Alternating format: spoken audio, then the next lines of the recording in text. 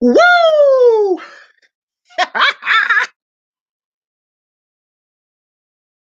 Woo!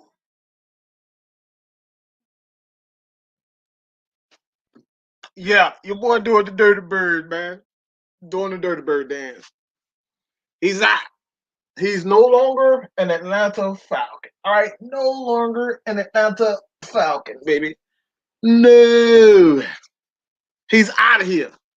Struck him out. Get that beast up out of here. You guys have no idea how proud I am of this freaking team. They did exactly what we needed to do. I don't give a damn about a pick. I don't give a damn about anything else. He needed to go. Accountability. This is what this team needed. Accountability. I don't care about a draft pick. I don't care that we possibly could not get anything from Takk. I don't care about any of that. I don't care. This is what needed to freaking happen. Period. And if you're one of those people who are sitting back, saying to themselves, all right, saying to themselves that, oh, we didn't get in, who gives a crap? All right, who gives a damn about Takk? We're not getting anything for Takk. You know what I'm saying? Who cares? That doesn't matter when it comes down to this. All right? That doesn't matter at all. So if you guys are upset because the Falcons didn't get anything for it, sometimes you just need to set a precedent. Sometimes you just need to let people.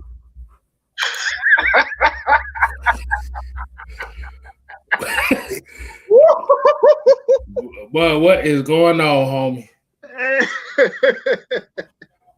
Let's get what happened here.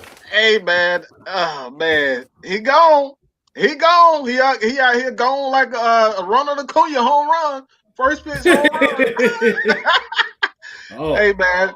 Oh, so they finally pulled the trigger, huh? They pulled the trigger, man. His ass is gone. Oh wow. Gone. Hey, I'm about to say, man, you better get the credit to Maggie T, because she technically kind of called it before it happened. Hey, look, man, this is what we do here. Y'all better start listening to us. We look, you had to go. You had to go. Look, we've been saying this. we tell you guys exactly what might happen going on. We do our research. And we tell people exactly the way it's going. Like, he had to go. There's no reason to keep him around. No reason to keep him around. I don't give a damn about no pick. I don't give a damn about any of that. Sometimes you got to do the right thing. That dude is a hindrance and a problem for the locker room. You can't keep guys around that don't want to be here. He is a problem.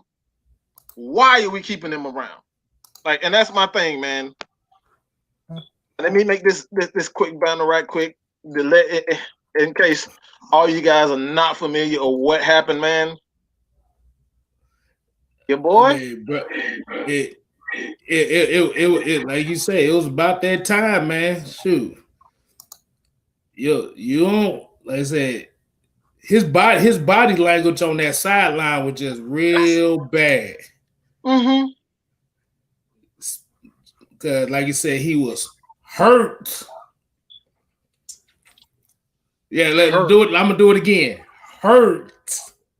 It was hurt.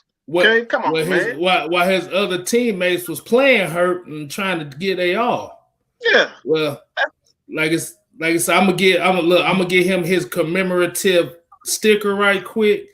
Here you go. There we go. Tweet it, bro. We're gonna give him his commemorative sticker. Hey, I want to see what he gonna tweet this time. Yeah, we tried to be. Like, I was trying to be nice last time, but it, like, dude, like I said, you can already tell that. You could tell by this defensive line, like, what since he hadn't been playing like that, you could tell the attitude was completely different. Completely different. Completely different, man.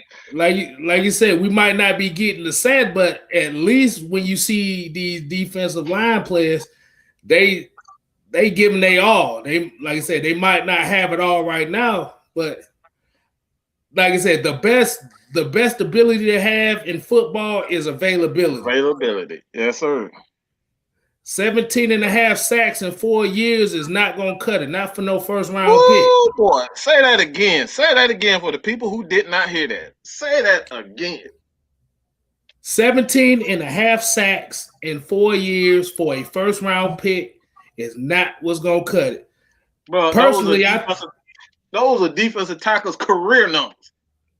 Defensive tackle. We're talking about nose guard. Like, we're talking about nose tackle. That's career numbers for him. This dude got that in 4 freaking years at defensive end. That's terrible for a first round pick. Well, that's why they didn't give him that 5th year option, because it was like, bruh. And that's really what he's mad about, because I'll be honest with you, I think he was jealous of Vic Beasley, to be honest with you. Hey, it's look, man, you can see it. You can see it written all over his face. You can see it written all over his face. Jealous, just upset, and like, bro, like, what are we doing? Get your ass on the field and play. What you worried about what everybody else making? If you play well, you'll get paid well. It's really that simple. Get your ass on the field. Right. And you look at the tape on him. And I said it last night, show. You look at the tape on him, it's not really much to be desired of. Like I said, if you trying to get out of Atlanta and you want to go to a championship team, they want to see somebody that's going to put the effort in for a whole 60 minutes. That's it. Because he, like I said, he don't put it all on the line every damn snap. Like I said, these folks ain't finna goddamn sign you. The best team you might go to is the Jets right now. Hey, y'all went finna catch this alone. Hey, bro, I just got in the house after. Hey, look, I just got in the house after work. You see, I'm in my tank top, so you know I ain't prepared for nothing. You see, man, I was outside working. Hey, man. I was outside working out and running, man. And then I got the news, bro. And I seen he said he was gonna go live. I said, after, bro, I gotta hop on this one. I might well get a piece of it too. I ain't even finna eat my food neither. So if y'all see me eat some food, don't be surprised. Hey, man. Hey, man. This is what it's all about, man. This dude's he's a clown, bro. Cause, hey, Tony, what I say last night? Your tape is your paycheck. If these motherfuckers see your tape and you ain't putting in no effort. Mike, we saw the video on the stunt blitz that he did when he gave up halfway. Oh, my God. Bro, if I am a defensive tackle and you supposed to stunt behind me and I'm taking on 2 offensive linemen and you leave me out to dry, bro, that's a recipe for disaster right there. Mm-hmm. It is. I mean, you're right, man. The writing was on the wall. It was just like and with him doing what he did on social media, didn't do nothing but make it 10 times worse. Didn't do nothing but put that nail in the coffin. Right. So he exited himself out, along with him not performing well. Shit, the only pick I was about to say the only pick he was gonna get was an Afro pick from Beauty Master. That's the only thing he was gonna get from him. Oh man. I'm proud of these guys. I'm proud of these guys, to be honest. And this is the reason why I'm proud of them. We've been talking about accountability. None of this shit matters. Nothing matters more than accountability. Holding people accountable for their actions or lack thereof. All right, you can't have this from your coaches. Like, if this was something that was brought in solely from this decision was made by Raheem Morris, then that adds another strike. A check mark on his quote unquote resume to become the Atlanta Falcons' next, permanent head coach. Like, if he was the reason why, and they gave him, say, Raheem, what do you think we should do with Takk McKinley? And he came out and said, you know what, we got to get rid of him. We got to set a standard. We can't have these guys on our team who don't want to damn play. You go on the social media, you bad mouthing us, we're gonna make an example out of you. We getting rid of your ass. And I don't give a damn what nobody say. This is a bad look for Takk. No team in the NFL wants you to badmouth them and then to give up all types of quote unquote inside information. When you give up inside, I'm gonna tell you right now, if one of you Negroes, when the social media start talking all types of crap about me, bro, we gonna have some problems. You know what I'm saying? That's from a man's standpoint. Damn right. That's from a man's standpoint, dog. We got problems. Now, I'm sure you guys will feel the exact same way about me. Exact same way. Like, hold on, bro. Like, hey, man. And the Falcons had to do this. The Falcons had to do this. You know why? Because it's nothing but like a slippery slope effect. If you let somebody do something to you and they get away with it time and time again, somebody else gonna try to do the same thing. That's just a life lesson right there. They had to nip that in the bud as soon as possible. Right.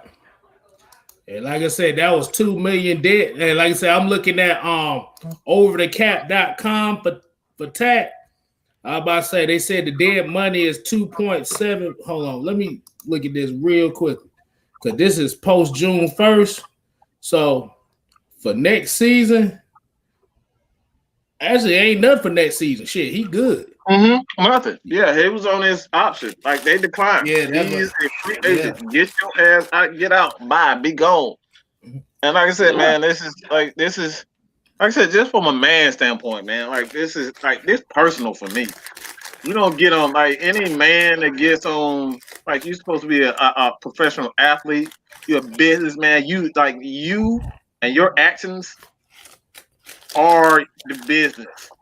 Like I always tell people who want to become, who wants to work with me, bro, you got to represent Atlanta Falcons Nation. You got to represent Falcons Nation, to the fullest. We don't want no slackers. We don't want people who don't really love this. We don't want people who are not dedicated to their craft. So if you ain't dedicated to your craft, you ain't dedicated to the people first and foremost, bro, I don't want you anywhere near me. I'm gonna be real. I don't want you anywhere near me. You get on Twitter, you blasting, embarrassing not only the brand, but you're embarrassing yourself most of all. People saying like this looking bad on the Falcons. I think this is absolutely not the case. Because money in the NFL makes the world go round. People gonna come if you give them the money. Athletes are gonna come when you give them the money, period. Yeah. So he ruined an opportunity for himself to get paid. Now he got to go back. Now he got to prove that he's not a locker room problem. Now he has to prove to himself that he can actually stay healthy, and that's damn near impossible because the motherfucker been hurt ever since before we even drafted him. So that's damn near impossible. Bro, you got so much to prove. You put even more pressure on yourself. Right. See, I think where he said that Takk gonna go somewhere else and put up numbers. I don't know if you've seen that comment strolling, but why is it every time we let go of somebody, they're gonna go somewhere else and put up? That ain't the case for everybody. But let me tell you something about that. I want to say something about that. You notice every Falcon player that get released from this team don't do shit after when they go somewhere else. Nobody does anything. Nobody does anything. See, where Takk's problem came in was, like somebody said, like when he was saying he was doing it for his grandma. What's the first thing he said to Deion Sanders after that draft? My job is to get sacks. So you already put the expectations on yourself. And if you don't live up to the expectation, you're going to get the criticism because you said at the prime time, Atlanta legend, that your job was to get sacks. And he got mad because everybody was holding him to that standard and he couldn't live up to that standard.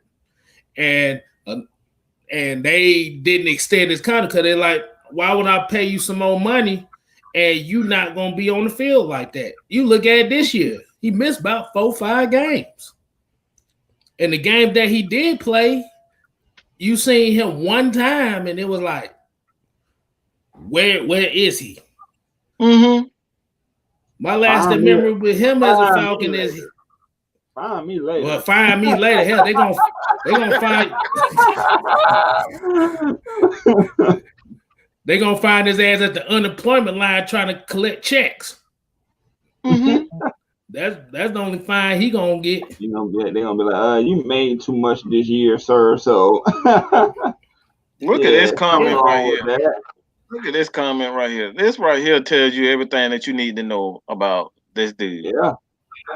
Yeah.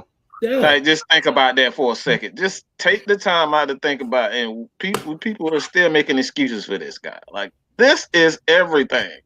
When he made that tweet when he said he had 17 and a half, I'm like, are you trying to brag over a 4-year span what Vic Beasley did in one? That man did that in 1 year. JJ Watt get that in a year. He can get that in a year.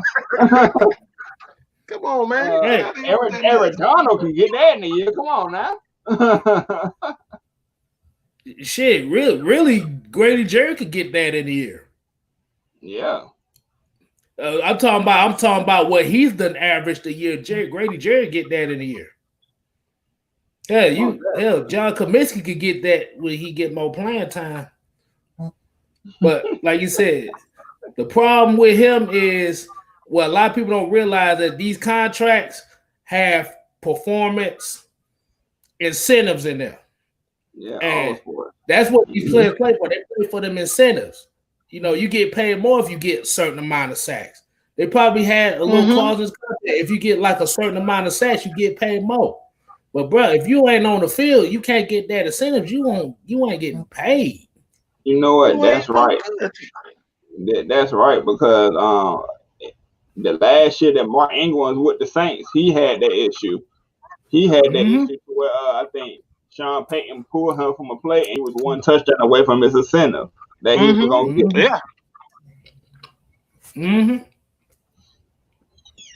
But that's the thing, man. It's like people worried about the wrong thing. I don't care about if I like you or not. That crap don't matter. That's not gonna get production on the field at all. Me liking you, I don't like, seriously, man. Like, this dude has been the absolute. He's been, and it was a red flag. It should have been a red flag from the very beginning. I don't know why Thomas Dimitrov made the pick. They traded, I think they traded back up to get Takk. And they trade that was a terrible idea. You don't trade up to get a guy that was already injury prone in college. You trade up to get an injury prone guy in college, and then he comes to the NFL, he can't get over those injuries, and then on top of that, he's just a bad teammate. He's a terrible teammate. He's the worst guy that you want as a teammate. He don't care about nothing but himself. He don't care, and when he don't get the numbers, he's on the damn sideline pouting like a little damn 2-year-old on Twitter, tweeting his damn ass off. All right, just tweeting his ass off. That's his fault. Shit, like I said, I said it before. The NFL is a damn fraternity.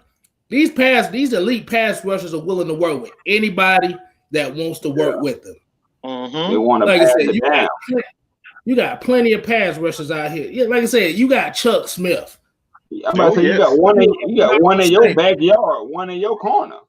Exactly. That's all you had to do was just call him and get you another move. That's why he kept getting hurt, because he kept trying to bull rush everybody. Them motherfuckers woo-sawed his ass, and he can't do nothing. Ice Finesse. I kind of want to know this question too. That's why I put it up. So we don't owe him any money because we waived him? I'm looking at it, because since we only have him this year, I think we'll owe him like $2 million. But how much would they save? Would they save anything? I think say about 1.2 million on the cap. But we still have to pay him about $2 million after this. But I think that's only until at the end of the season. Mm-hmm. Oh yeah, that makes sense. But like I said, it's just about that time, bro. Like I said, he did nothing. Like you said, they traded up for this dude. And I don't know if these fans looking at us right. I don't know if these fans realize, but like me and Tonio and Ant was talking about last night, I'm not surprised he's like that because you got to remember who his college head coach was. He was coached by Jim Moore Jr. Somebody in the comments said that we should go get. Yeah, Jim Moore Jr. Yeah, you're right. That was Jim Moore Jr.'s head coach in college. What's the problem? That's a freaking problem. But like I say, it's good because now you said you get more playing time for John Comiskey, see what he can do. Yeah. John Comiskey, Marlon Davidson, like let these guys. It's time. It's their time. Tatui Mariner, like let these guys play, man. Like for me, man, I don't give a damn about. I don't care about where you were drafted. If you're not putting forth the effort for me, you act like you don't want to be here. Get the heck on. Adios. Bye.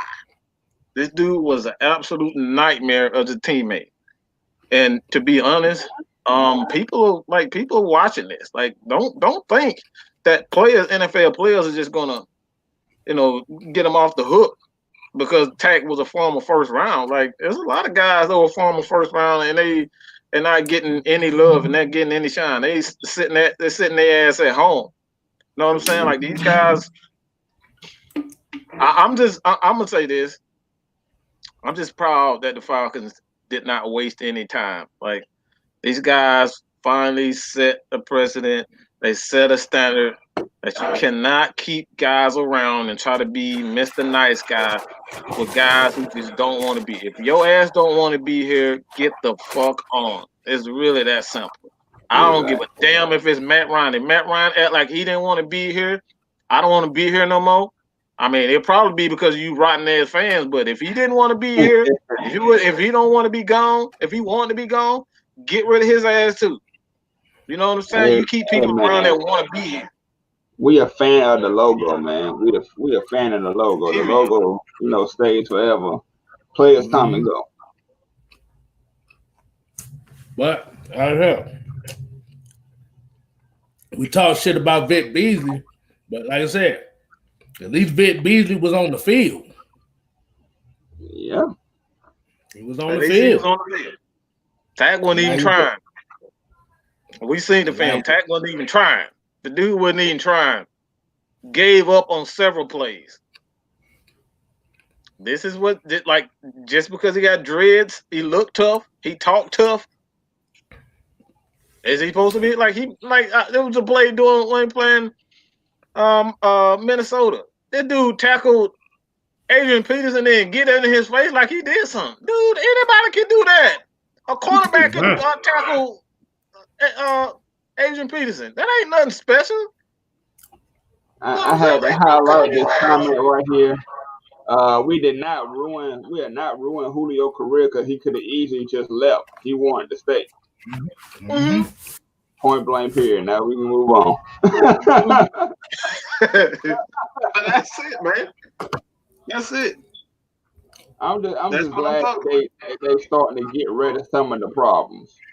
That's it. That's exactly it. You gotta start right. Gotta start there. That's the first place you gotta start, man. The players are not acting right. They're not giving their 100%.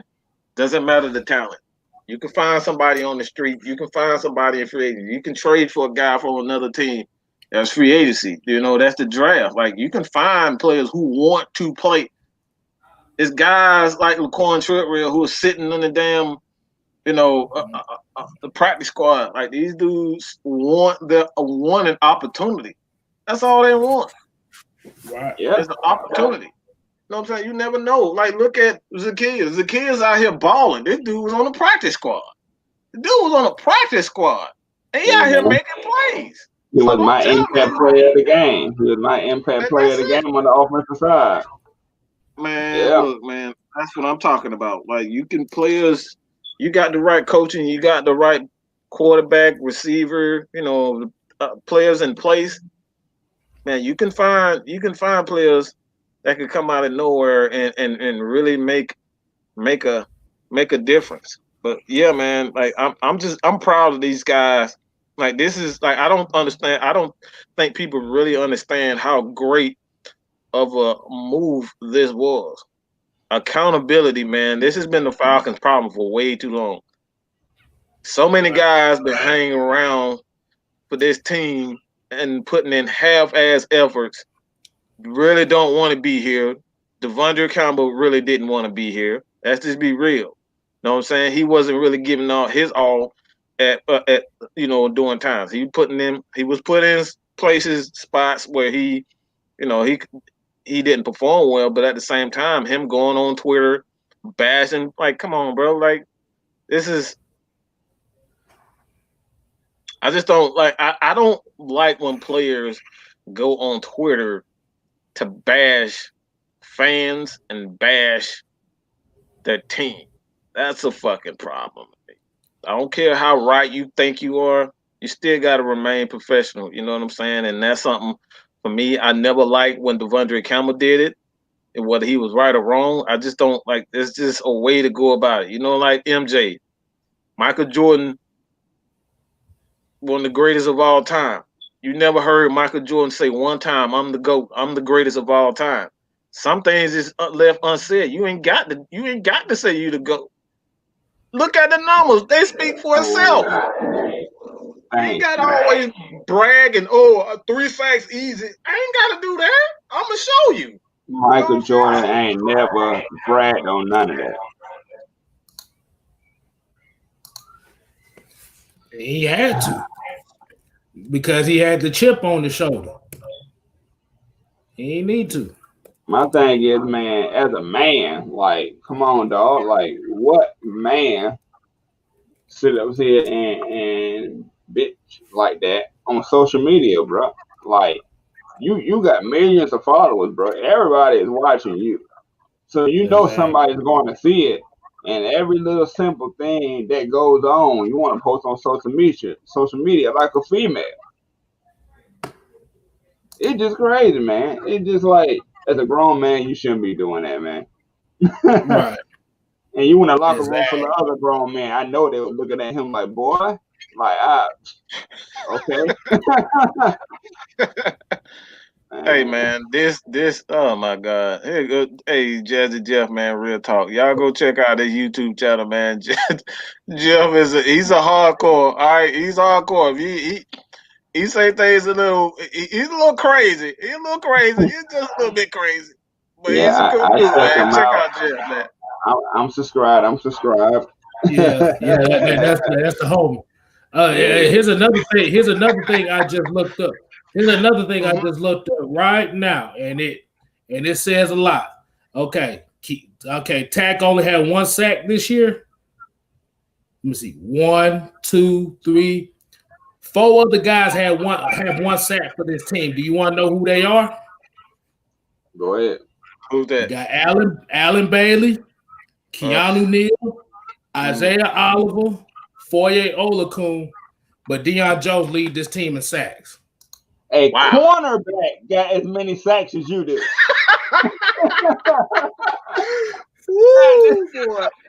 A cornerback that we've been grilling previously got more sacks than you, bro.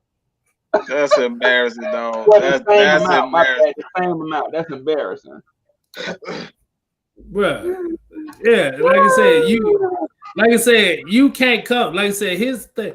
And look, Charles Harris got more sacks than he do, and we only seen him for a couple games. That's oh my God, man! Just think about that. Like, I'd be embarrassed if I was the defensive end and the cornerback got the exact same amount of sacks that I like. That right there, just, oh my God, man! There's no way in hell I would have gave that dude an extension. It's like I said, he worried about. Hey man, you worried about what other people like? If you worried about the Falcons not getting that extension, bro, you got to give somebody something to work with. You got to give them a reason to want you.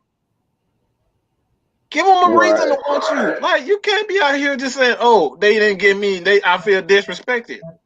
Just because they picked you in the first round, don't mean they obligated to keep your ass. Like they gave up on several picks. Peter Kahn's a second round. Sam Baker in the time. Like they done cut so many people. So many, not just the Falcons. Like you seen the Ravens. The Ravens gave up on Joe Flacco. Just like that. He wasn't performing. They got rid of him. Like this happens all the time. And that's the quarterback that got him a Super Bowl. Mm-hmm. Got him a Super Bowl. And they got rid of him. They got rid of him. This ain't don't take it personally. This is the NFL. Your ass don't perform. Hey, I'm about to say, hey, you might need to look at this comment right here because this is gonna make you laugh right here. Hayden Hughes said Jamon Brown has as many sacks as Takk. Hey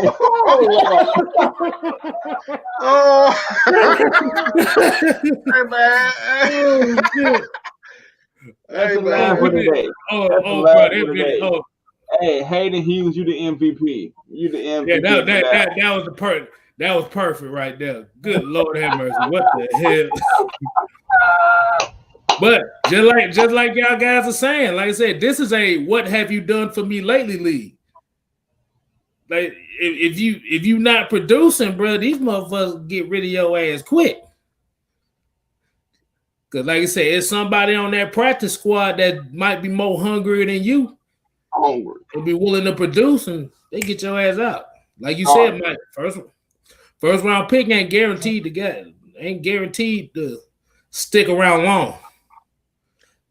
Cause you have to remember, most of these NFL rosters, I say about 80% of this league are third round picks or later. Mm-hmm. Yeah. That's right. You got Deion. He was like what, 5th round? Am I mistaken? Deion Jones was the 5th rounder. He was second round. He was second round. He was like late second round. Yeah, something like that. Yeah, I know y'all remember a guy of Jimmy Williams, the cornerback from Virginia Tech that we drafted, and everybody was so high praised on him. Forgot about him. After 2 seasons. Man, I forget. That's what I'm talking about. Like if you don't put it, the NFL don't care about what round you was drafted in. You're not performing. They get rid of your ass. They don't care about none of that. My bad, y'all. That was baby Grady Jarrett. That was the 5th round. Yeah. There you go. Yeah, still, that's another one. Yeah, Grady Jarrett, 5th rounder. Like you said, you have to remember the quote greatest of all time, Tom Brady, 6th rounder. Like I said, everybody, like I said, you have to want it. That's just like being at a 9-to-5 job. Like if you want to keep your job, you gotta want to keep it. You gotta do whatever you gotta do. And watching Takk was like watching the lingerie football league with him because it didn't look good at all. He might as well playing powder puff football the way he was playing.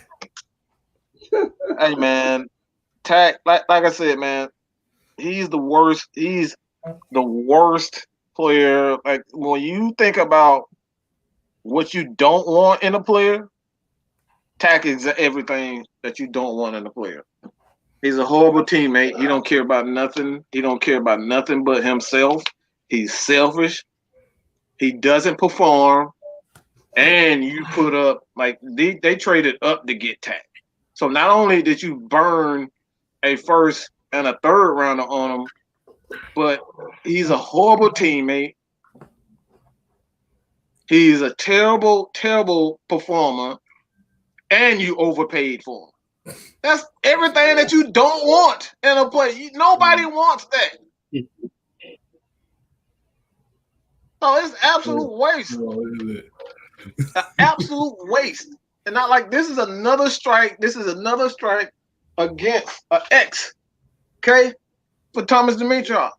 He looks horrible now when you look at his picks. Horrible for the defensive side of the ball. Not only is Robert Alford gone, you cut Robert Alford, you cut Desmond Trufant, you cut Don't. Parade Jerry, Jamal Anderson. That's 6, bro. How many failures have you had on the defensive side of the ball? All right, don't forget Jalen Collins too. Jalen Collins, that's the second round. Like, bro, these are horrible defensive picks. He was dumb too. Jalen Collins, he was just dumb.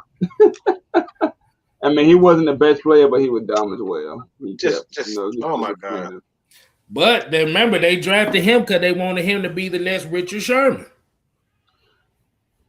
Oh my God. Why did Dan Quinn have this fetish for Richard Sherman? First, it was him, and then he tried to get Isaiah Oliver with that side to play the Richard Sherman role, and it didn't work. See, I think the problem is was instead of trying to find his own identity, he was trying to recreate what was in Seattle. And like I said, like what Mike and Ju say all the time about that Seattle defense, that Legion of Boom would not have existed without that defensive line. Gotta get pressure. That's the right comment. Yeah. That line snap, other than money, I don't get the hate for Dante Fire. Motherfuckers always getting pressure. And see, that's another thing. Like, people don't understand that pass rushing is not a one-person thing. Just because Grady Jarrett is getting pressure doesn't necessarily mean that you have a good pass rush. You got a pass rusher. A pass rush works well together. And that's the reason why, you got the Tampa Bay Bucks on the Tony Dungy. You got Indianapolis Colts. Like the Indianapolis Colts, those guys forever had elite pass rushing. They was always getting pressure on the quarterback. But the reason why they was able to get sacks is because they were working well together. And that's the reason why they paid Dante Fowler to work as a unit. Have 3 guys rushing the passer instead of Grady Jarrett.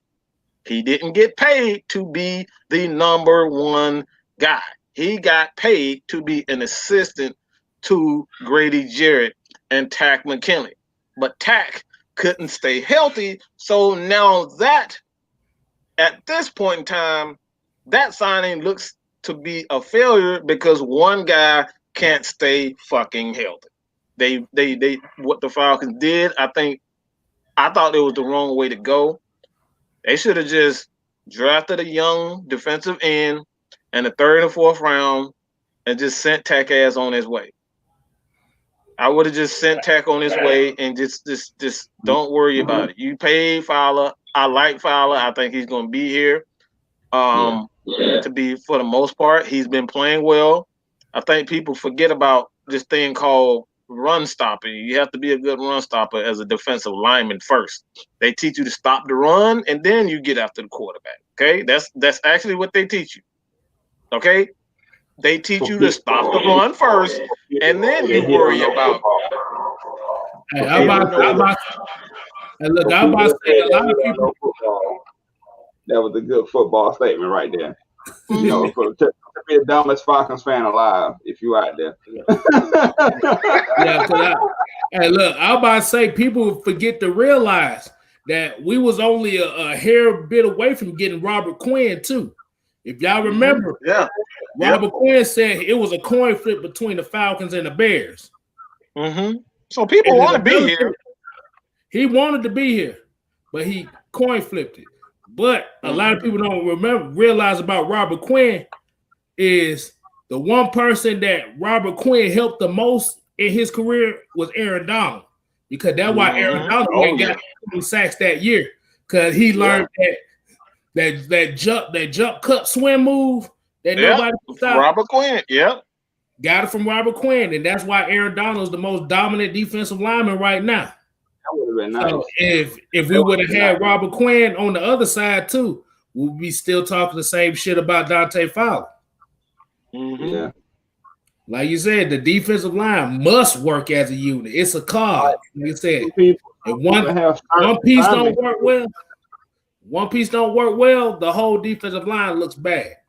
People got certain assignments to do on that line. It ain't just run free willy-nilly. One got to come on the counter. One got to come slant inside. You know, it's different things that they trying to orchestrate with that line or the stunts. Mm-hmm.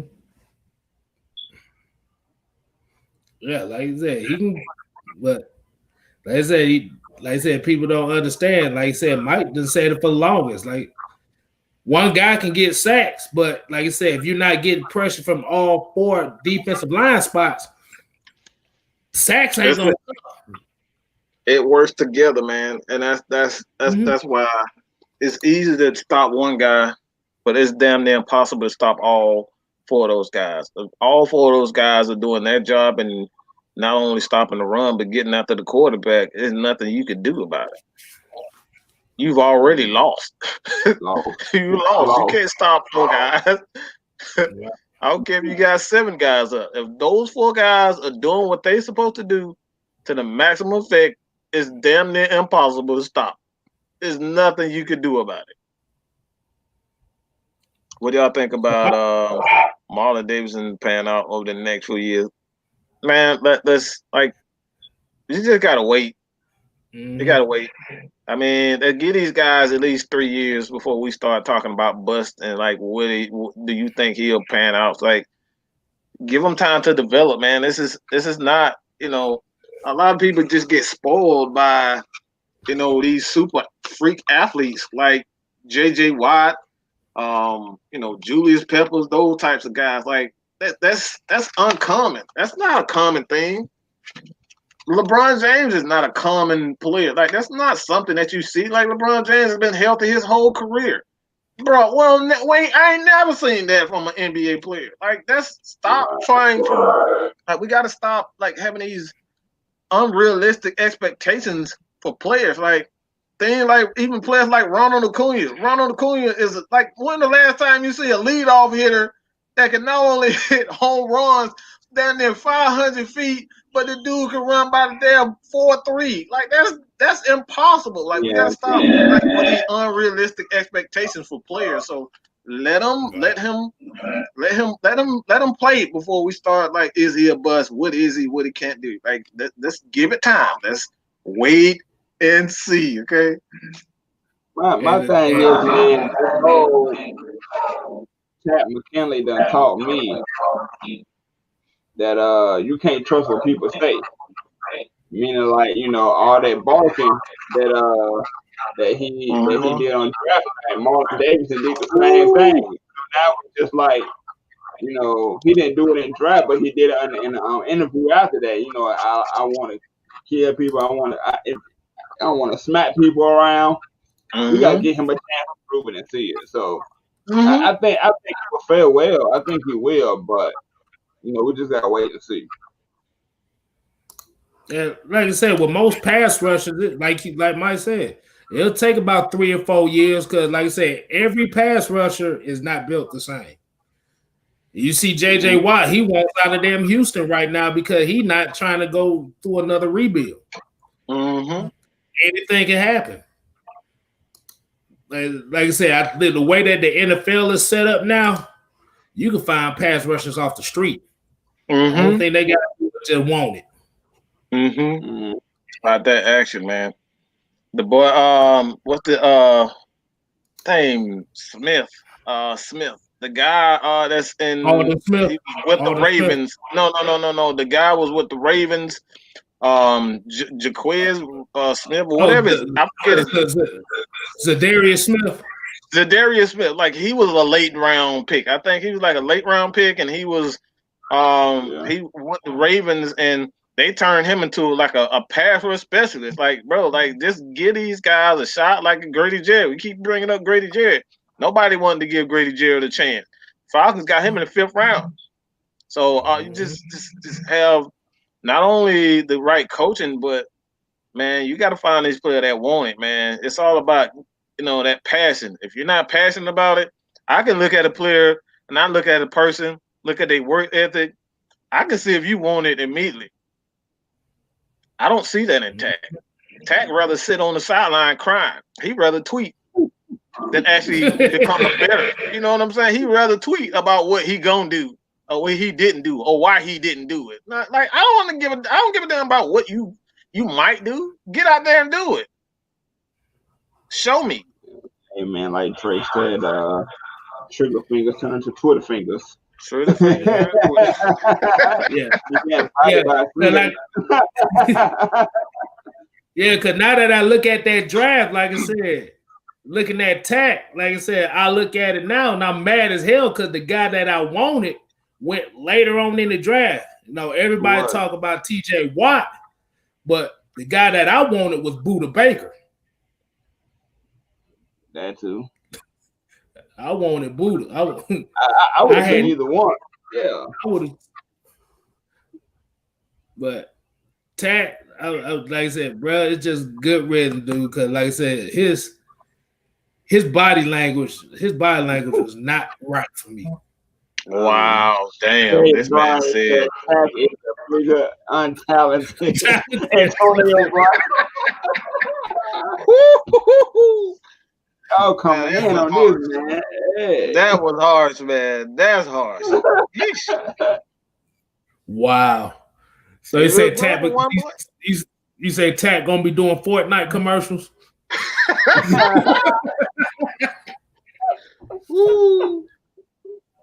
Oh, that's ugly.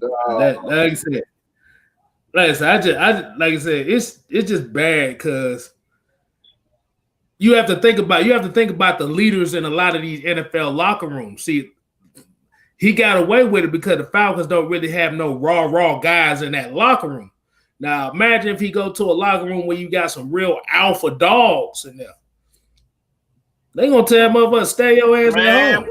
Boy, yeah. Everything ain't like Atlanta. You know what I'm saying? Like people elsewhere, you go to the Ravens or something like that, they gonna hold your ass accountable. Like even if you go to another team, not just they gonna hold you accountable. Listen to this real quick. I just got a text from my homie Nate Butler. I don't know if he in the chat or whatever, but he just texted me. He said these two draft classes ruined both Atlanta Falcons eras. Y'all ready for this?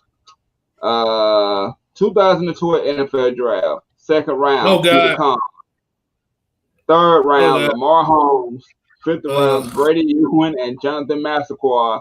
Sixth round, Charles Mitchell. And then seventh round, Trevanian Robertson. And then in 2017, Takk went first. Then Duke Riley in the third. Then Sheen Harlow in the fourth. And then DeMonte KZ in the fifth round, Brian Hill in the fifth round, and Eric Sauber in the fifth round. What y'all think about that? I want to say something about that 2000 draft class. 2012. I think they said that was the first time NFL team's entire draft class was out the NFL in less than 3 years. That was not good. That's bad. That's bad. Wow.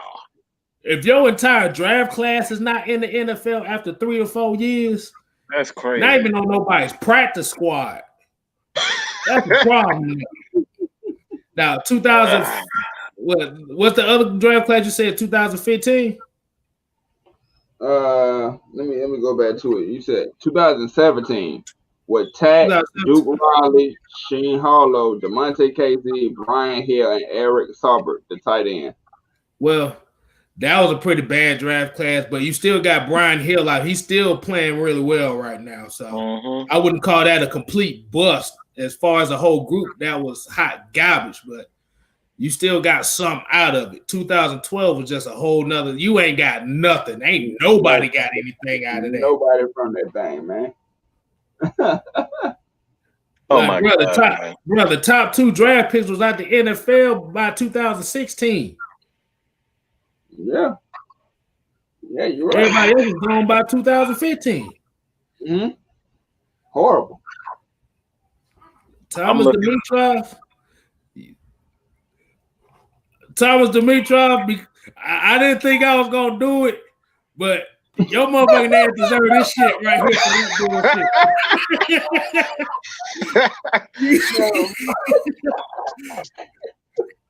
Bro, that look like his ass too. Let me 2 days span. And we ain't even got to Atlanta Falcons heavy hitters yet, which is Tuesday at 8:00. Jesus. Bro, these motherfuckers got 4 powdered toast in 2 days. What is that? I'm gonna need to find a whole new picture.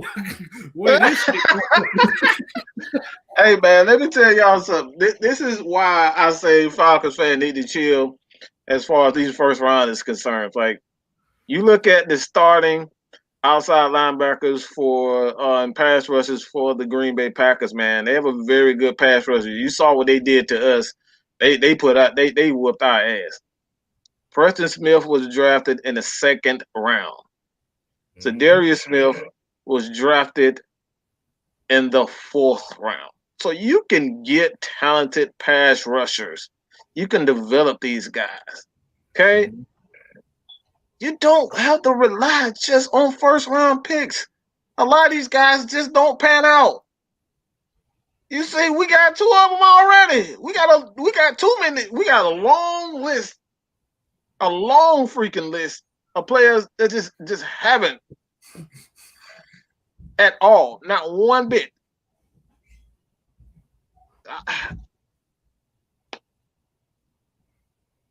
I'm just gonna say this, and I think this reigns above everything that the Falcons have done. It got a time for them to change the culture. We can no longer allow players to just get away with half-ass efforts and just do and say whatever they feel when they want it. Can't happen, man. Can't happen. And I think Dan Quinn created that culture where, like, these guys don't want to fight. Nobody wants to say anything. Like, nobody, like, you got to hold these guys like Takk accountable, man. Like, that's like, to go on Twitter and basically bash the owner. Everybody, like, you tweeted last year that these guys had your back. Thank you. After he had his surgery, this dude said, thank you guys. Y'all had my back. And then not even a whole entire year later, bro, you bashing these guys. Like, that shit right there is low. That's lower than low, man. Yeah, this was the guy right here that sent me that wonderful text. The culture absolutely must change. Hey, I'll about to say too. I won't put this one up here because apparently somebody told me to shut the fuck up. Make you fumble. If you want to shut me the fuck up, you need to get on this line and tell me why.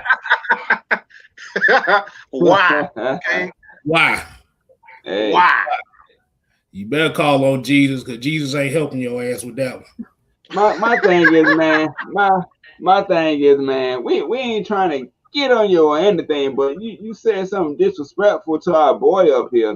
And it takes a lot of guts to come and do this live for y'all. So if you want to come and challenge him, come on the live show and challenge him. Bring your bitch ass on here and say that shit while you're right here. You're going to get the smoke. Bring your bitch ass on. Come on in. Come on. Bring your bitch ass on. I guarantee you, eat your ass alive. All right? Fat boy, if you call him fat if you want to, I come here and eat your ass alive. Shit, y'all ain't got to do shit for me. Like I said, hey, you want to say something, he come on here and say something. I mean, come on, I'm here. I'm here for a reason. If I'm sitting here silent, then I ain't doing my damn job. So, hey, man, I gotta tell you, man. Look here, ain't nobody gonna come for anybody on this team that we got here, man. We all working together to bring out the best Atlanta Falcons content. But let's screw all that. Thank you, Big Surge, for the $5. You feel me? My boy Kyle Walker could play DE. He could play both DE and linebacker. He played DE and linebacker. A blitzer. He played the role of a blitzer. He played a role that I said the Falcons been playing a lot of 3-4 principles. All right, there's another channel out there. I won't say their name. Who pretty much told me I ain't know what the fuck I'm talking about. The Falcons don't play 3-4. We never played 3-4. We're not going to play 3-4. We've never played. They don't know what the fuck they talking about. Michael Walker is here to be a blitzer and play the blitzing role when they have the blitzing packages. That's the reason why he's by here. That's why Devondre Campbell towards the end of the season last year, he played more towards the line of scrimmage. So the Falcons could use him in blitzing packages. So that's why he's in Philadelphia playing a 34 team. You see how that works, people? You see how that works? How Devondre Campbell's playing with a 3-4 team now? But you guys told me I didn't know what the hell I'm talking about. The Falcons don't play a 3-4. You see how that works? Your boy does his homework. I watch film. And you end up looking like a dumbass because y'all don't take our word for it. We're not gonna lead you astray. We're not gonna say bullshit just to be saying it. We know what the fuck we saying. So make me formal. Get your punk ass up in here. If you got the guts, hit one of us up, and we will have your ass on the show. And I guarantee you, you better not, and I mean better not, come up here and say the same weak ass shit everybody else says. You better come prepared. Because if you don't come prepared, we're going to eat your ass alive. We're going to skin your ass alive. You're going to be a butt of jokes for the rest of the, like, as long as we're here. I'm going to skin your ass alive. And it's going to be live. It's going to be live. So the whole show, the whole world going to see it. Oh, the whole world going to see it. Thousands of people. I'm about to say his whole talking points is going to be, K-Styles, you fat. I'm like, so what? I still fuck your bitch.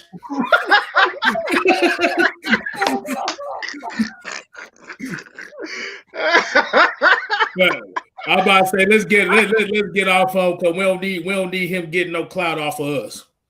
Man, you always got one needle in the haystack, man. They like to try to mess things up, man. It's all good though. Like I said, he watches, so he putting money in our pockets. So that's all good, man. That's what we do. Yeah, he'll trust me. He won't leave this motherfucker. He won't leave this motherfucker alive. And we love y'all too. We love y'all too, but you got some crazies, bro. That come and try you, man. We can't let it happen. We got a whole team of professionals here, but we still ride or die for each other, man. But appreciate the comment, Mark. Yeah, man. Let's get back on subject, man. We were talking about Takk McKinley. I forgot already. He's gone, people. He's gone. I'm about to say that probably one of Takk McKinley folk trying to get us off the damn subject. I was about to say that. And like the first lady of Atlanta Falcons Nation, we are good fellas. Let's keep moving. Exactly. We don't want to get in trouble with her. Exactly. She gonna find that motherfucker. She gonna shank his ass. I'm telling you. Hey, her job is to keep the wolves away from keep us away from them. Cause we get a hand on you. Oh, it ain't gonna be pretty. It ain't gonna be pretty. Believe that. Yeah, man. Takk McKinley is gone. He's gone. He's out of here. He's gone. He's gone. For people that just coming in or whatever, he's gone. Out of here. He's no longer an Atlanta Falcon. He's no longer with the team. No longer. He's out of here. All right? He struck out. He struck out more time than damn Dan Ugler. All right? That's what we're going to call him, the Dan Ugler of football. That's what the fuck he is. All he did was strike out and pop out. Yeah. Oh no, you ain't throw the Dan Ugly thing. Hold on, we got super chat. We got super chat here from Big Surge again. $2. He said Takk was another Duke Riley. Lots of Bart, no bite. Hey man, he ain't even Duke Riley. At least Duke Riley can tackle. When the last time you seen this damn clown tackle? We ain't seen Takk do a damn thing but run that damn. The crazy thing is we got them both in the same draft.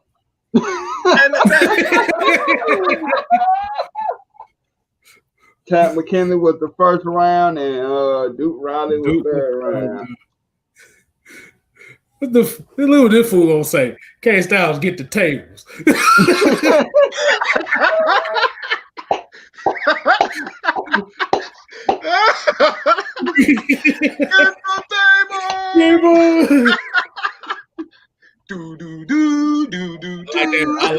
I like that bitch on fire on your ass.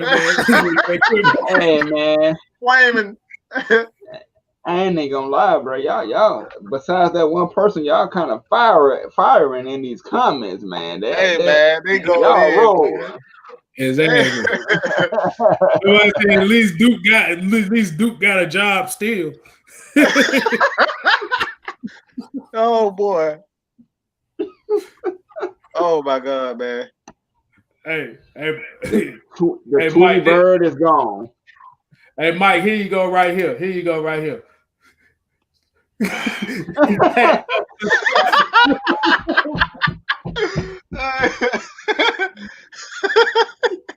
Oh boy. Yo, man. Hey, man. We having a good time on here, man. All right, man. We can't let no monkey stop this show, man. We got to keep. Look, man. If he don't want part of this Falcons nation, he don't want a part of the team. Get his bitch ass on. Get him fuck out of here. We don't want you. That's it. We ain't gonna cry. We ain't gonna cry because you go. Keep on moving. Exactly. Right, man. And Nate Butler right here. Appreciate you coming and sending me that great informational text. We should have cut Takk after he said that fake love BS when we lost to Seattle. I wanted them to. Talking about some fake love. What the fuck we got to love you about? You ain't never did shit for us. What the hell we loving you for? Because you a first round pick? Seriously, why? You got to at least look good. You got to at least play good. What the hell we gonna love you for? That shit don't work. That's not how it works. You got to give it. You got to give us something. Out of here with that bullshit. Talking about fake love. Get your fake ass football playing ass out of here. Hold on. Does this look like a guy? Does this look like a guy you'll get fake love to? He look like he don't love himself in that picture. That man look like he on hair wrong right there. Look at him. That man look like he tweaked out, bro. Look at him. Eyes big as a motherfucker, boy. I thought I had big eyes. That motherfucker like Richard Pryor, boy. On that pipe, boy. That man been freebasing. So you gonna call him Big Bear? I wish I could find that. I wish I could find that Dave Chappelle crackhead picture right now, man. Hold on. I think I'll find it too. For one of them episodes, man, because that's exactly what it looked like. Get out of here, man. I think I'll find it. I got you. I got you coming up right now. Hold on. I got you coming up right now. You got some more of them tweets? Hey, man. We ain't shit for this, boy. We definitely ain't shit for this. Oh no. Hey, man. The thing that is, motherfucker suited and booted, boy. After time. And right when Mike was like, we're going to go right with him, we're going to make a pros and cons video, then he goes and blows it up, so he deserves all of it. I took it back. I was going to blast his ass, and then I tried to be the good guy. And then he come on with that crap. Like, bro, you serious? Yes, man. Zooted. Out of here. Gone. Hey, what they used to call it back then, man. All of that. Hey, Antonio, here you go. Hey, y'all got some of them jobs for me? I sure can't pass rush. Line, man. Oh, my God.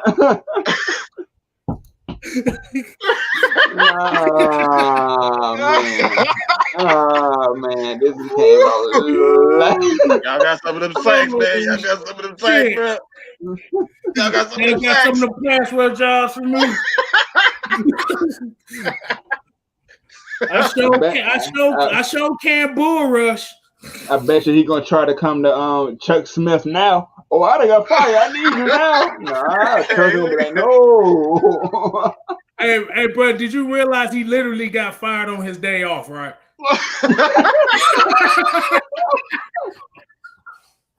Hey man, it just keep getting worse, boy. It just keep getting worse for this man. Oh man, How you gonna get fired on your day off, bro? Come on, bro.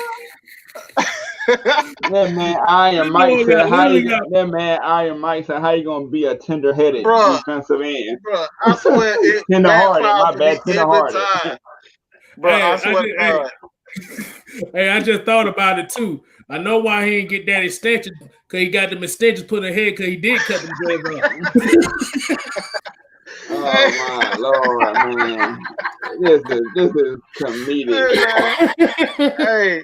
Oh shit. Hey man, it backfires on me every time. Every time I try to be nice, bro, I swear to God, it backfires on me. So I'm just gonna be an asshole from now on. I'm gonna blast everybody and apologize later, okay? Oh man. The motherfucker said, you either go to college or you go get a job. And it look like you ain't gonna get no job right now. You take your ass back to college. Oh man. Oh, that shit funny. Oh my goodness gracious. Oh my God. Oh man. He did us a favor, bro. He did us a favor. Hey, look, I'm sorry. I'm just getting all this out because, like I said, I was trying to be nice, but everybody's trying to be nice. This shit just came out. Ice Finesse said he's smoking that ish on his story. That put smoking in the and what he doing that movie? He said, "Hold up, Holmes, that's Angel done."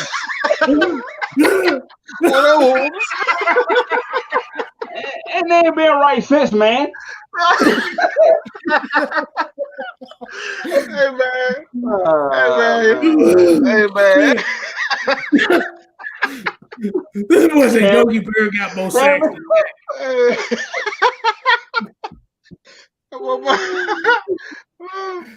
man, y'all wild, man. Hey, look, hey, I'm about to say, would this book bag be considered a sex? Cause you got one.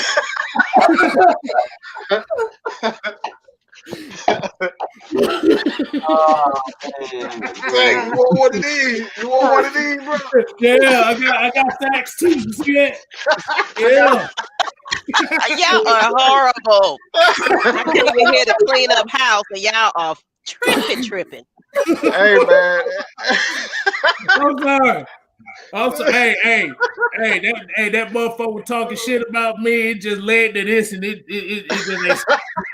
Hey man, it gotta be like this sometimes. It gotta be like this sometimes, man. Hey, this has been a terrible year, man. We might as well get all this fun out right now while we can. All right? Oh man. Hey. Look, Quint Willis said. He said, "Takk needs a bionic shoulder. He got the weakest shoulder I've ever seen." Yeah, man, it would have been like you scratch that motherfucker and come on. That motherfucker going. You scratch that dude. Oh, look what we got here. Don't come and try to be. Don't come and try to be no. Don't come try to be.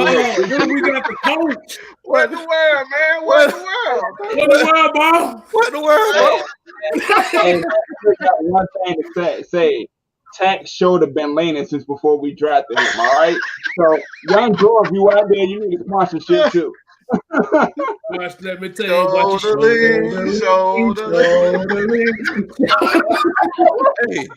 Hey man, what the world, bro? Hey man, I was at the house. I was just listening to my Will Smith CD. All of a sudden, somebody told me, they said, "Hey man, you know Takk got cut." I said, "What? What in the world?" Man, I told you, I'm in my exercise clothes, bro. When that happened, I had to make a decision. I was like, "Hey man, I gotta be on here for this." He came fresh off work. I came straight off of work, boy. I had to file his ass at least one time. Shit. I done held back so much because we were trying to be nice because Jamal Anderson was telling us to be nice to these players. This motherfucker come out talking this shit. Yeah. We gotta get his ass. I had to get it. What's going on, man? Hey, man. Why y'all over here picking on Wacky Tacky like that, man? Y'all don't get away Wacky Tacky. Yeah, Wacky Tacky. Y'all don't get away. Y'all need to be picking on. Hey, y'all remember when we were little and you be picking on people, your mom be like, no, you just pick on that boy. You know that boy ain't right. You know he ain't right. Hey, his new nickname for me is gonna be Slinky.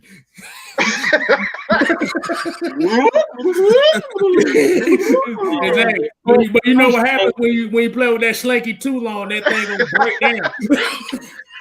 Boy, talking about Slinky off a Toy Story, huh? Hey, Mark, we appreciate it, man. Right, boy. Y'all lost the tape, boy. Y'all ain't right. Mark, hey, man, somebody read that. I can't read that shit, man. My face hurt. I'm gonna calm down. I'm gonna calm down. All right. Appreciate you, Mark, for the $4.99. Can the Dirty Birds make a potential playoff run since the Saints swept Tampa Bay last night? That was ugly, boy.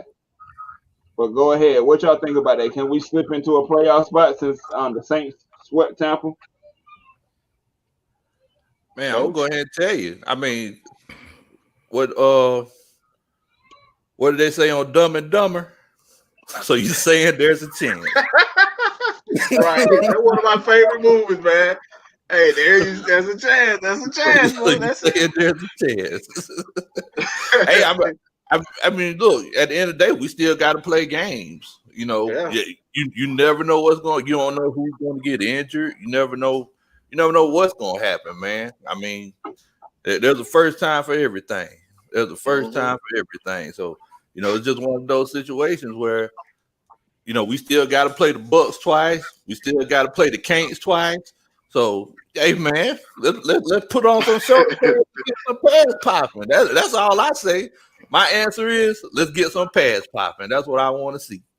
It's always a possibility. There's always a possibility. You know, we got that extra playoff slot this year. So as long as they come ready for war after this bye week, you know, you don't ever know what's going to happen, even though we had a horrible start. What y'all think up top? Okay, so it's a possibility. The NFC is pretty bad right now. Basically, every team we done played this year has lost, except for Minnesota. And it don't look no better going the rest of the season with them. There's a chance. Like I said, hey, as long as you got 1% chance, you still got a chance. There's a chance, man. I mean, as long as you got Matt Ryan, and Julio Jones, Calvin Ridley should be coming back from the bye week healthy, as well as Dante Fowler Jr. It's like you're getting the most important players. Marlon Davidson, he has 2 weeks to kind of get healthy himself. There's a chance that they can kind of put, like, if they can continue on this streak, man. Like I said, it only takes about 4 games at this point. They win 4 games, sitting at they could be sitting at 7-6, coming from the bye week. Not coming for the bye week, but they're sitting at 3-6 right now. Win 4 games in a row, that's 7-6, man. Anything could go. Once you get, 4 games, 5 games in a row, go on a little winning streak with an offense like the Falcons. Let me tell you something about the Falcons offense. Like, I've been really pissed off about people disrespecting the Falcons offense. All right, these guys, they put up numbers. They get yards. They make things happen. They score points and they make things happen. I don't care about being, scoring 30, 40 points a game. That doesn't matter. When Matt Ryan and Julio Jones is on that field, your ass is going to be in for it. All you need is those guys to stay healthy and the defense to make timely plays. We don't need these guys to be a top 10 defense. We don't need them to be that. So as long as Matt Ryan and Julio Jones are healthy and they're consistent, the defense just needs to get timely stops. This team is good enough to get timely stops. We don't need to have a top-ranked defense, Falcons fans. It would be nice to have a top-ranked defense, but when you have an offense that is so freaking incredible, you don't need them to be defense. So, like, let's stop disrespecting Matt Ryan and Julio Jones, man. All right, like that's something that's really been pissing me off. Like they got to score 40 points. Like, no, they don't. And Mike, you make a good point because it's one of those situations where moving forward, in a way, the fact that Dan Quinn got fired, it benefits us. And I'm not talking bad about Uncle Junebug saying that he was just a bad coach. I'm just saying that's one of those situations where if you're running a completely, because our defense is basically turned like a 180, and it's not just because of this. It's not just because of what they're doing. It's basically because you're giving new looks. Whenever it's a situation where you're giving new looks during the season, in the middle of the season, like all these coaches, they don't know what to prepare for. So it's like everything is something that's new. So it's like it's going to be easier to stop them, and it's going to be easy to. I mean, did y'all see all those free shots that they took on Drew Lock yesterday? Them boys big rib sandwiches out there. They were eating them ribs so bad. They were coming in on all those blitzes. They never seen that before from our defense. They didn't. They couldn't scout it because we've never done it. So if we could continue to do that and give them those different looks, things that they never seen before, and get those stops, and get lucky like we did, and have fumbles with guys going in motion, and get things like that to happen for us. Because look, man, moving forward, we're gonna have to call on the good luck fairy. We need the good luck fairy to help us move forward. Because I mean, that's football. The good luck fairy was against us the first half of the season, but moving forward, if we could get those stops, and Matt Ryan just continues to be Matt Ryan, and Julio continues to be, because I think Antonio says all the time, it's what you always say, Antonio. Hey man, you might have to remind me on that with all this laughing and stuff that we done did. every time me and Antonio talk about it, Antonio always say, "Hey man, it's not who you know." Oh yeah, it's Julio. It ain't who you know, it's Julio, man. Because Julio on the field, you got to worry about him, and then it opens it up for everybody else. Yeah. So if that offense do what they do, we can always get stops. I mean, well, if we can't get stops, we can always be in games. That's what I think, y'all. Yeah. And we got a question right here from Mr. Hawkins. If Raheem finishes with a winning record, do we keep him? Mike, I'm gonna let you go first, Mike. I was gonna take this. I was gonna take this motherfucker. Hell no, we don't. Hell no, because he was the problem. Again, I love winning games. But when you're having issues, my issue is when you damn near lose the game, how you've been losing all year long, that's not progression. That's just your offense making enough plays for you to be able to get the win. Like the offense pretty much carried this team for the most part. The defense did a great job. I'm not saying that they didn't. They was missing both of their defensive ends, and they still was able to get pressure on the quarterback. Like Lo was saying, they mixed in their coverages and they gave different looks. That's the way you're supposed to do. But you shouldn't have to, like, this is all about ego when it comes down to coaches. Just because you have Takk, just because you have Fowler at your disposal and Grady Jarrett at your disposal, doesn't necessarily mean you got to stop giving different looks. Teams get cocky because, guess what? I got Arizona. I don't need to play cover 2. Like, bro, you still have to, like, these are NFL teams also. Stop getting seriously. Stop getting too cocky just because you have the best player in the world. Just because you have one of the greatest receivers of all time, and you got one of the best quarterbacks of all time. Just because you have those guys doesn't necessarily mean you got to keep playing with that same ego, and that's the Falcons' issue. The ego. They just think because they got the best players, they're gonna win all the time, and that's not the case. Exactly. Hey, and I apologize, y'all, because I just seen y'all on here having such a good time. I just want to stick my head in here right quick and hey man, that's all good. I want to say hey to everybody, and so I just want to answer that question before I leave. But as far as Raheem Morris goes, get him out of here. He needs to go. Gotta go, man. Falcons family, not Falcons fans, but Falcons family. We're gonna holler at y'all later. It's your boy Big Low Country. Y'all be easy. The coach. The coach. Hey, Where's Heart? Appreciate the subscribe. Exactly. Welcome to the family. Definitely. Welcome to the family. I think you sleeping on Raheem. Why? Why are we sleeping on him? Did you not see what happened to that defense? They almost blew the game again the same way they've been blowing it. That's the issue. The Falcons can't keep a lead. There's no reason to be, after you pretty much dominated these guys for 3 quarters, you gave up the lead in the 4th quarter. That's the problem, dog. You can't dominate for 3 quarters and think that's enough. Kevin, what you always say? What you need? 60 fucking minutes. And what do you always say? Do what you do for them 60 minutes. Do it for 60 minutes. And then the next game, 59. Do it again. Do it again. Not 59 minutes, not 59 and 45. 60 minutes. Yeah. This is on point right here. This is on point right here. Every Falcons fan, word right there. Here we go again. You lying if you said you didn't. I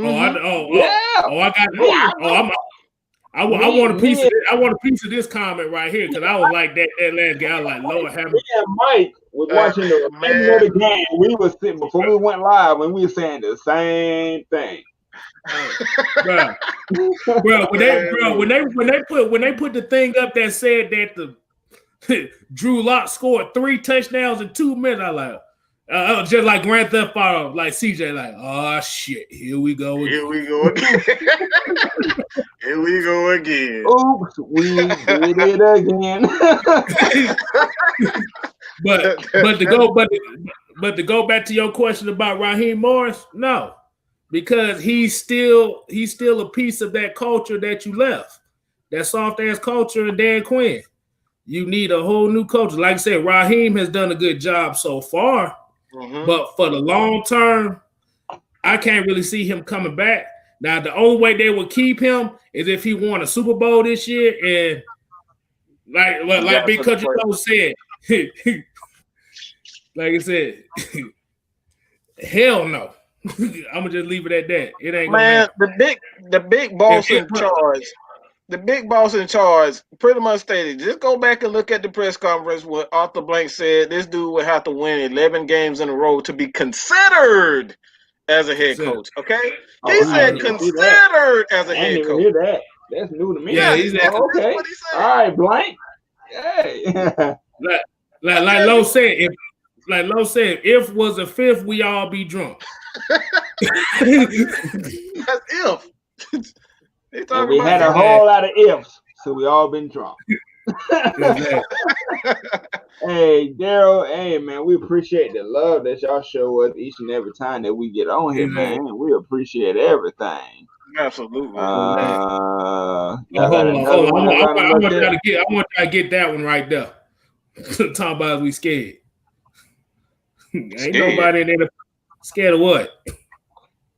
Bro, hold on. I want y'all to get a piece of this. Hold on.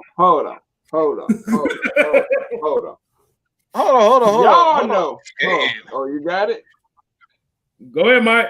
No, you go ahead, though. No, hell when have the Atlanta Falcons ever been scared of the New Orleans Saints, no matter what record we done had? If you're recently new to the history, we could be 0-16 and y'all could be 15-0. We'll still whoop y'all ass. Or play like we want to. So we are not scared of the New Orleans Saints, bro. Point blank, period, man. You didn't even have to put that comment in here. Hey, go ahead, K-Style. I had to let y'all see that for yourselves. Let us see what y'all scared thought. Of who? Scared of who? Man. Scared of who? Scared of who? I would make a joke about, but I'm trying to keep this show on air, so I'm not gonna make that joke. I'm gonna just say one last thing. This same team was 1-7. It came into y'all dome and whoop y'all ass. Woo! Whoop that ass! Right. Whoop that ass! Y'all couldn't even score a touchdown. What the best, quote unquote, the best receiver in the game? Y'all said this. Y'all couldn't even score a damn touchdown with the best receiver in the game. So send your $2 ass down before I make change. All right? You ain't even worth $5. You ain't worth $5. Okay. Yeah, I mean, because you think about it, like I said. You in the NFL, you can't be scared of no team, no matter how powerful they are. Like we said, any given Sunday, anything can happen. See, the issue with it is the Saints made it personal. And nobody talks about this. I don't know if y'all remember a couple years ago when we played. Look at that comment right there. Stop blowing playoff games at home.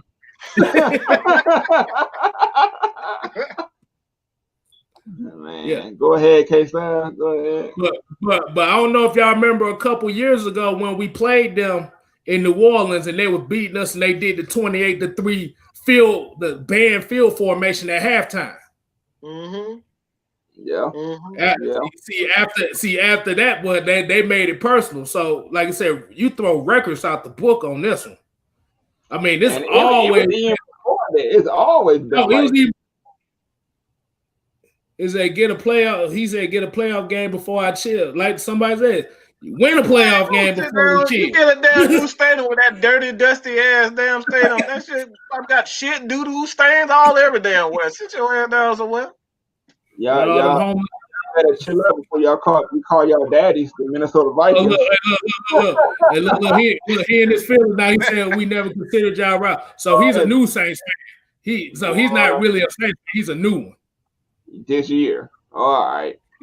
That's a new city, y'all rivals. And sit your ass down. The only person in that nation that can say that. The only person on that side, on that rival side. Hey, man. If you can't tell me who Craig Ironhead Hayward was, all right, and you a Saints fan, all right, you ain't got no respect. You can't get any respect. You can't get no airtime. You can't tell me who Morton Anderson is. A lot of you motherfuckers don't know who Craig Ironhead Haywood. Y'all don't know Pat Swilling. Y'all don't know any of those guys. So if you can't tell me the history of your own team, either you know what, all right? You know what. That's us rivals. But I see that same name every time Mike goes live. And this is about yeah, like I said, that's your number one fan, Mike. Just letting you know that. It's the number one fair. See, y'all, you trying to start a rivalry week before it even happened, man. We chilling. Y'all got a game to go worry about. And they beat up on old Tom Brady. Think they don't want the Super Bowl. Man, you don't sit down somewhere, man. You don't sit down somewhere with that crap. Y'all about $100 million in them. We're gonna get to this one last one, man. Dude talking all this crap, not knowing. Wait a minute. Before we get to that part, I'm looking at the football database. Yeah. It says that the New Orleans Saints Atlanta Falcon rivalry, the Falcons lead the series 53-49. So I don't know if you. We know that. We know that. I know that. I'm talking to him. Mm-hmm.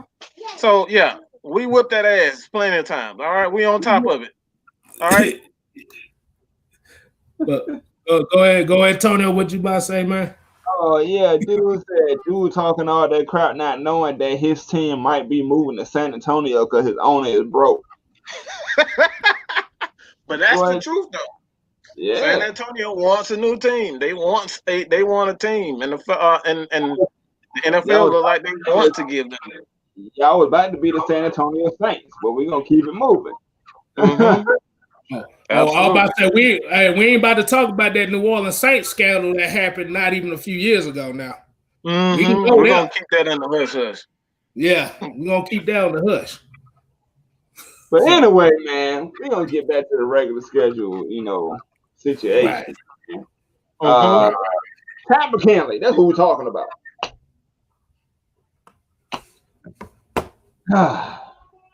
These people in these comments, I tell you.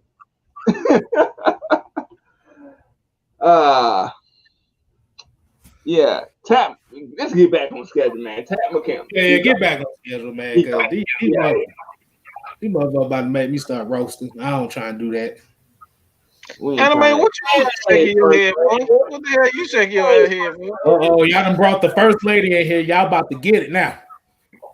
I'm just here to don't get fired. I see y'all still on. What's going on, everybody? We talking about Takk, Mr. Tweety Bird himself. Yeah, we talking about Falcons. How you doing? How you doing, everybody? And Miss Maggie is here. I'm trying, we'll go ahead and just take over this little segment for a minute.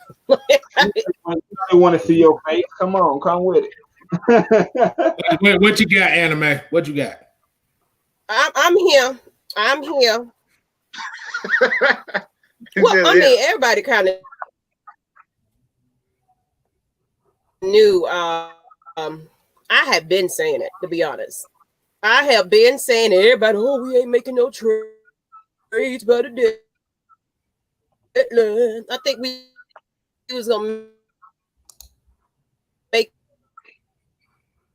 him an example out of him. Yeah, we didn't get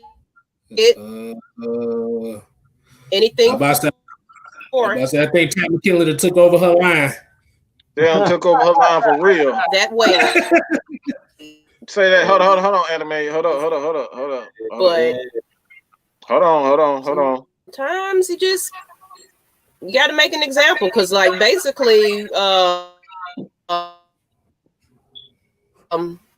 Takk said, "Y'all talking about me? I'm gonna cut your lines out." and you see, he sent his hairdresser at us. You seen that? You say he gonna take the line out. It cut me out today, y'all. My internet is. Hey, hold on. Let's see it, baby. Oh man, buffering.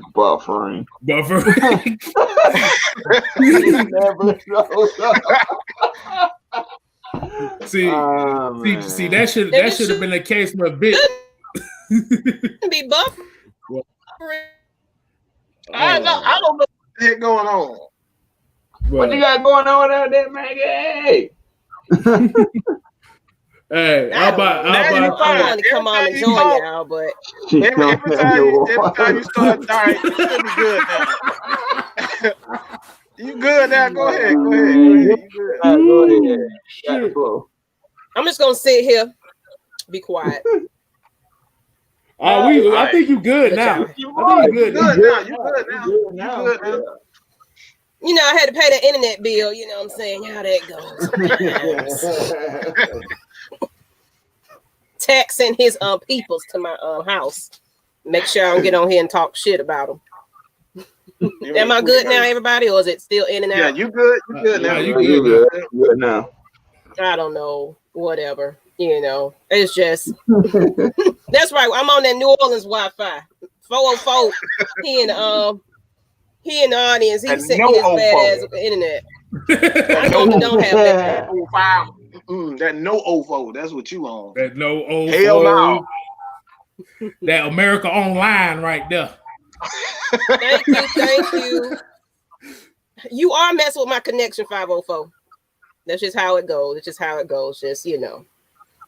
But what I was saying is, before I got rudely interrupted with my internet services, what I said, I already kind of pretty much been saying it. If anybody been catching my news and updates and shit like that, I've been said that he was pretty much out the door. They didn't want to. I don't know why they didn't want to just trade him for something, but I guess probably nobody wanted him. Nobody wanted him. And from what he was claiming, you know, who wants a high pick like that? Trade him for a 6 or 6. Trade him on down. Like, you know, ain't nobody finna give up their picks for us for no Takk McKinley. I'm sorry.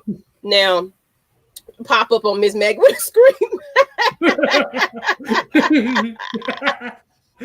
But I mean, honestly, I knew he was out the door. So, you know, it was just a matter of time of when. Honestly, thought they were just gonna let him sit his ass on the bench for the rest of the season, but they probably tired of looking at him because he probably sitting there talking shit the whole time, like, "Oh, y'all ain't getting rid of me." Oh, you think that? You absolutely think that? We're not gonna get rid of you. He is definitely. Yeah.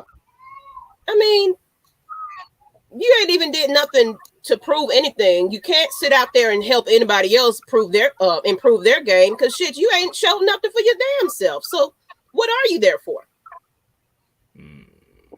What are you there for? A waste of space. A waste of space and time. All right. Just like I said, man, it no need to keep people around. If you don't want to be around, get the fuck away from me. It's really that simple. I don't keep people around who don't want to be around. So why, like, we should have got a pick from him. We got a pick. We should have got a pick. No, we shouldn't. Oh man. I mean, we get what we can get for nothing. That's what it was. Absolutely zero. Nobody wanted. Couldn't get a damn thing. The Atlanta Falcons got robbed without a gun. Here you go. There you go. That was doing to my internet.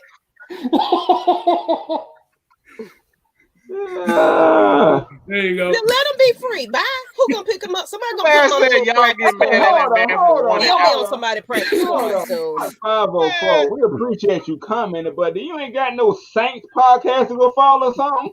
Hell no, he don't like that bullshit. He don't even like that bullshit. He on here because he like messing with Miss Maggie. That's what it is. He ain't got no other reason to be here. But I mean, if he want to go watch, hey, look, I say if he want to go watch a St. Pass, because you go to the bathroom and flush the toilet.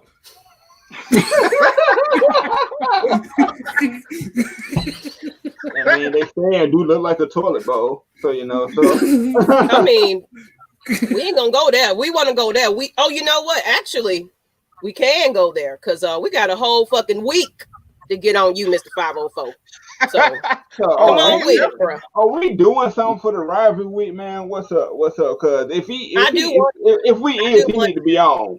He need to be on. You know what? I need wifey to be up on this thing and everything. Like we want to go big for the rivalry week. So 504.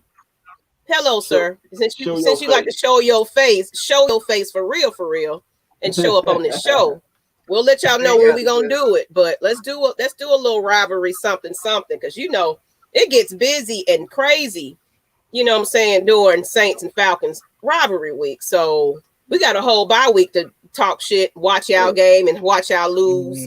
You know what I'm saying? But I'm ready. Excuse me, Maggie, but prior to him, he says we was never considered rivals to them. Who said that? Who the hell are you anyway? We don't even know what the hell I told you he's one of the new Saints fans that came in last year. Damn, ain't nobody know who the hell you are. You talking about nobody? Who the hell are you? I was about to say he's the one. He's one of the ones that signed. He signs the yearly petitions to get rule changes in the Saints' favor. Who said? I mean, honestly though, not gonna lie though. At one point we weren't looked at as real official rivalries though. To be real, hope it didn't cut me off. You know, coming in and out.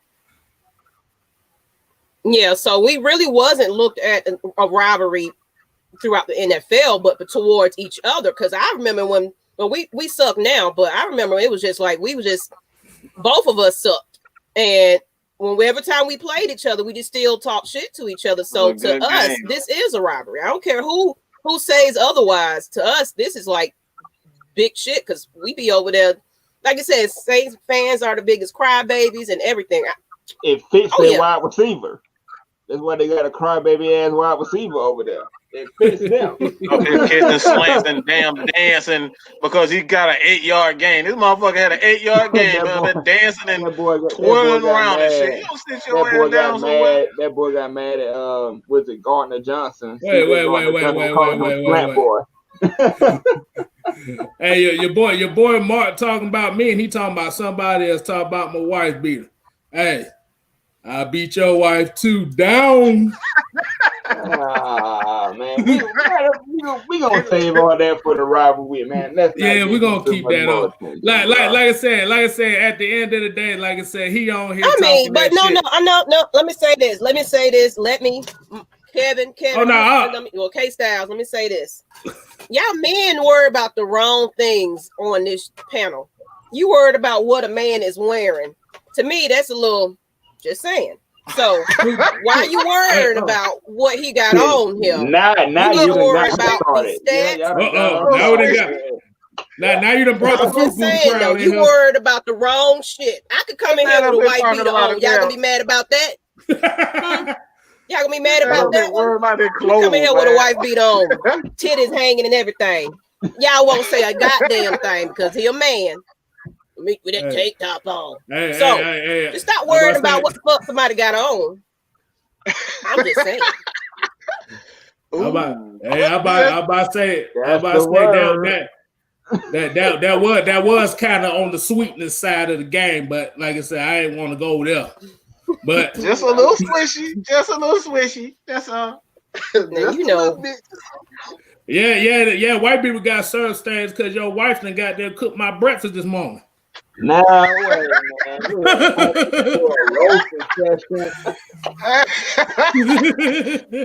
Hey, man. Takk McKinley bring at us. You see that? He the second one that came after. Mark, you asking to go ahead and be deleted and exempt from this channel. Though, hey, I'm about to say he the second one that came for me today. We're gonna name him Patches. Hey man, hey, we gonna say it like this. Hey man, we're gonna say this, man. Boy, he about to get quiet, I'm telling you that. Hey man, I'll say this. If y'all really want that smoke, you gotta come on the show, go through the proper protocol, bring your asses, and you better bring facts. Because if you don't, we blazing your ass. All right? We blaze your ass on live in front of everybody. So you really want that smoke? Come get it. Anytime. Anybody can get it. But you gotta go through the proper protocol. All right? Exactly. Got to go through it. So with that being said, Ms. Maggie, you want to clean up? Let's go ahead and clean up. Clean out the mess. People worried about on a live that we just went and impromptu on. It's not a show. Worried about another we keep it real with y'all. 100. You ain't gonna get it no more real than we do. Give it to you. I know up here worried about what somebody got on, man. What? We ain't at no damn fashion show. This ain't no damn Tyra Banks. No fucking whatever. Hey man, and at least my boy got the balls to show his face. Exactly. Hey, come on. Y'all ain't got the goods. This man on here. Come on. Exactly. And he just mad because every time he come up here to Atlanta, he got his name plastered on Bulldog somewhere. So we're gonna leave that alone. We're gonna leave that one alone. All right, so go ahead, Miss Maggie. All right. Oh, well, she don't went out. Go ahead, Mike. See what I'm Hey, McKinley again. Takk McKinley with an imaginary fact. With an imaginary fact. With an imaginary fact. Here she go. I'm sorry, y'all. All right, clean it up. Going on with me. Go ahead and clean it up, y'all. Since y'all right here and watching, make sure you go ahead and subscribe to Atlanta Falcons Nation right about now. If you own Mad Mike Sports watching, please go on over to Atlanta Falcons Nation and give us some love. Absolutely. We appreciate it, especially you, 504. You've been watching, you've been subscribing, whatever. It's cool. It's whatever, you know. But go ahead, Mike, you have something to say? Oh, I'm just one subscriber away. I just 127 people tuning in right now. I'm one subscriber away from 4,600. So I need one person to hit that subscribe button so we can hit 46. All right, 4,600. That's what I need. One subscriber. Go ahead, Sweat, one subscriber. And make sure you take all those 4,000 and bring it on over to AFN. We just trying to get to 500. You over here sitting on big numbers. 4,600, like damn, motherfucker. Excuse me, Mike. I'm trying to get 400, man. Come on. Just make us feel all extra. Go ahead and do the big. Go ahead and do the super chat, man. Y'all make. You know, I'm just saying. I'm just. Let me take my moment and just say how I just feel like we ain't shit.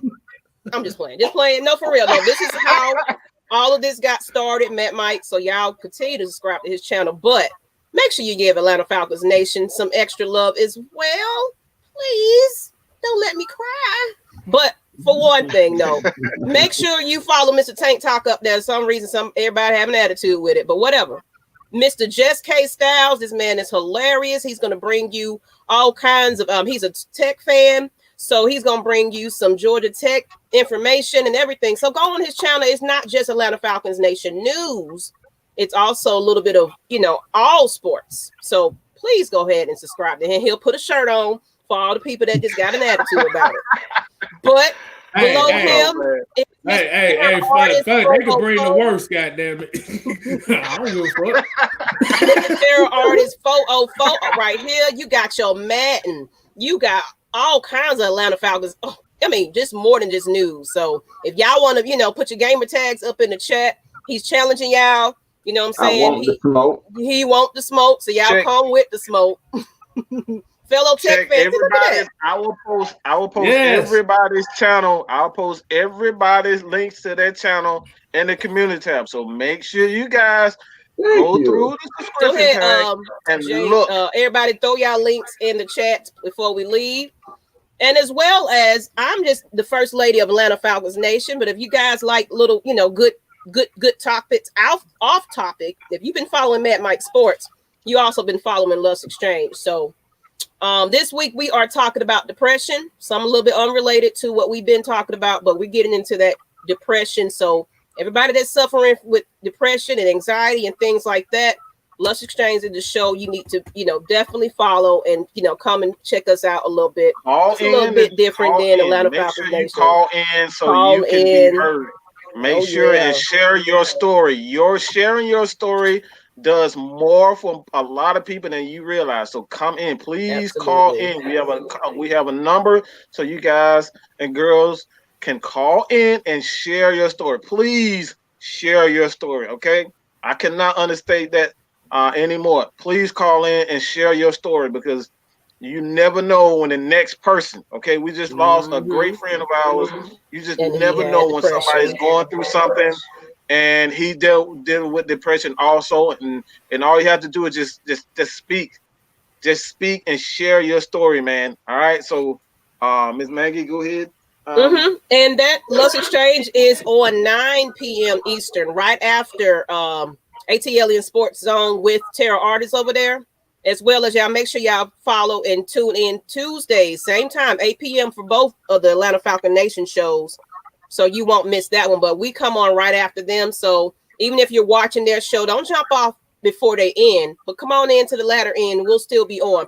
I trust and believe we do go on about an hour and a half or so. So you won't miss it if you're still watching some of the Atlanta Falcons Nation content.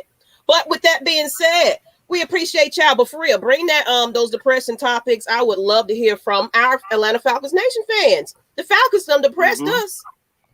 They gave me heart attacks. I don't have to take my blood pressure pills, so I'm stressing over here. Just stressing just a little bit more than the average fan. So appreciate y'all. But on this note, bye, Takk. We out. Your ass up out of here, motherfucker. I knew that dude was gone. I'm just saying though. Y'all be easy, right? Much love. I said at the beginning. I said you called it.